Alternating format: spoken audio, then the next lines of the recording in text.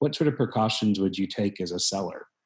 Yeah, absolutely. So a couple things. If again, if only essential. So assuming really that if this is a situation where you just can't delay for whatever reason the selling of a property, particularly a residence. So really taking it from a residential standpoint.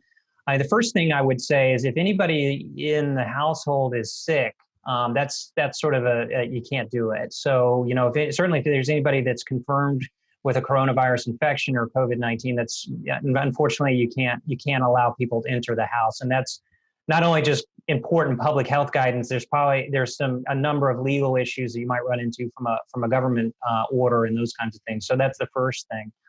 The other thing is there are situations where you might be sent home under what's called self-quarantine. So in other words, you may not be sick, but you may have been exposed to somebody, perhaps at your workplace, and have been told by your doctor or a public health official to stay at home. Usually right now it's about 14 days.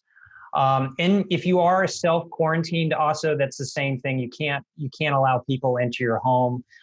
So those are sort of no-goes for showing a house during those situations.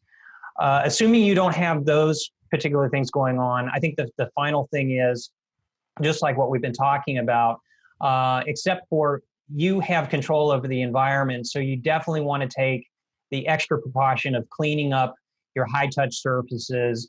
Household cleaners will usually do the job. So you just want to look at the labels. A lot of times they'll tell you that they're effective against viruses.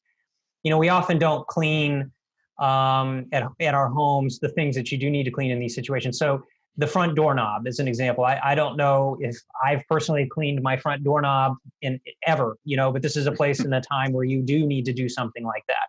The doorbell, something like that. I don't remember wiping down my doorbell any time recently. In doorknobs within the house, faucet handles, definitely around the bathrooms, things like that. All areas you want to consider with diligent cleaning and making sure the environment's safe.